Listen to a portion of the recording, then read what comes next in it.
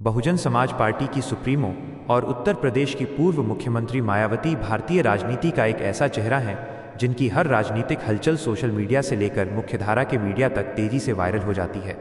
हाल के दिनों में उनके राजनीतिक फैसलों और सांगठनिक बदलावों को लेकर कई बड़ी खबरें सामने आई हैं, जिनमें सबसे पहली और सबसे ज़्यादा वायरल होने वाली खबर उनके भतीजे आकाश आनंद की बसपा में वापसी और उन्हें एक बार फिर से अपना उत्तराधिकारी घोषित करने से जुड़ी है।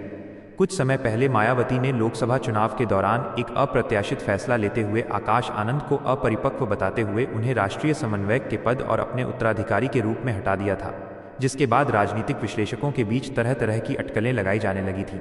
लेकिन जल्द ही मायावती ने एक बार फिर से सबको चौंकाते हुए आकाश आनंद की न सिर्फ वापसी कराई बल्कि उन्हें मंच पर अपने पैर छूकर आशीर्वाद लेने के बाद दोबारा बसपा का आधिकारिक उत्तराधिकारी घोषित कर दिया। यह खबर सोशल मीडिया पर हफ्तों तक ट्रेंड करती रही, क्योंकि इसने बसपा के भविष्य की राजनीति की दिशा तय कर दी। दूसरी बड़ी वायरल खबर मायावती द्वारा सोशल मीडिया और डिजिटल प्लेटफॉर्म पर अपनी सक्रियता को अचानक बढ़ा देने से जुड़ी है। पारंपरिक रूप से मायावती को हमेशा से जमीन पर रैलियां करने और लिखित बयानों के जरिए प्रेस कॉन्फ्रेंस करने के लिए जाना जाता था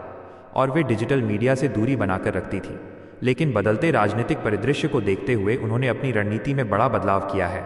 अब मायावती न सिर्फ एक्स पर रोज देश के ज्वलंत मुद्दों पर अपनी बेबाक राय रखती हैं, बल्कि उनकी टीम ने युवाओं को पार्टी से जोड़ने के लिए कई डिजिटल अभियान भी शुरू किए हैं, जिसमें फेसबुक, इंस्टाग्राम और यूट्यूब पर बसपा की नीतियों का प्रचार प्रसार बहुत तेजी से किया जा रहा है।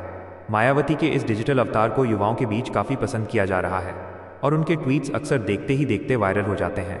तीसरी प्रमुख खबर विपक्षी गठबंधन इंडिया और राष्ट्रीय जनतांत्रिक गठबंधन यानी एनडीए दोनों से समान दूरी बनाए रखने की उनकी नीति को लेकर है।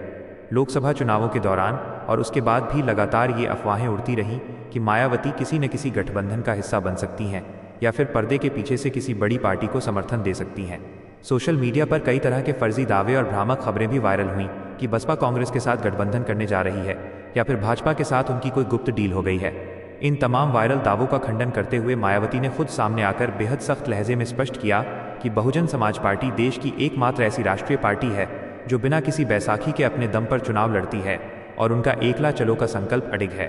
उनके इस कड़े रुख ने राजनीतिक पंडितों को हैरान कर दिया और उनके इस बयान से जुड़ी वीडियो क्लिप्स इंटरनेट पर जमकर शेयर की गईं।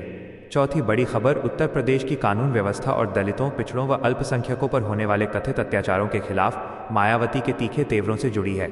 जब भी राज्य या देश के किसी कोने में कमजोर वर्गों के खिलाफ कोई अप्रिय घटना घटती है तो मायावती का बयान सबसे पहले और सबसे मारक तरीके से सामने आता है। हाल ही में उत्तर प्रदेश के कुछ जिलों में हुई आपराधिक घटनाओं पर मुख्यमंत्री योगी आदित्यनाथ की सरकार को घेरते हुए उन्होंने जो सिलसिलेवार बयान दिए, उसने सोशल मीडिया पर एक नई बहस छेड़ दी। मायावती ने अपने शासनकाल के दौरान की कानून व्यवस्था का हवाला देते हुए वर्तमान सरकार की तुलना की और कहा कि उनके समय में अपराधी जेल के भीतर होते थे या राज्य छोड़ देते थे, जबकि आज कानून का राज कमजोर पड़ता दिख रहा है।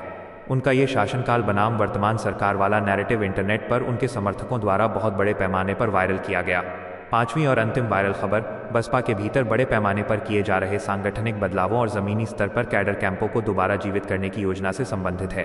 चुनावी झटकों के बाद मायावती ने यह महसूस किया कि पार्टी का पारंपरिक वोट बैंक छिटक रहा है, जिसके बाद उन्होंने एक बेहद गोपनीय और रणनीतिक योजना तैयार की। इस योजना के तहत सोशल इंजीनियरिंग के पुराने फॉर्मूले को नए सिरे से लागू करने के लिए जिला स्तर पर छोटी छोटी बैठकें बुलाई जा रही हैं, जिनमें युवाओं और महिलाओं को 50% तक की भागीदारी देने का कड़ा निर्देश मायावती ने अपनी पार्टी के पदाधिकारियों को दिया है। ये खबर जैसे ही पार्टी के आंतरिक सूत्रों से बाहर आई, सोशल मीडिया पर बसपा के पुनरुत्थान को लेकर चर्चाएं तेज हो गईं और कार्यकर्ताओं में एक नया जोश देखने को मिला। मायावती की ये पांचों खबरें ये साबित करती हैं कि चाहे वे सत्ता में हों या विपक्ष में, भारतीय राजनीति के केंद्र में उनकी उपस्थिति हमेशा बनी रहती है और उनका हर एक फैसला पूरे देश की राजनीतिक हवा का रुख बदलने की क्षमता रखता है।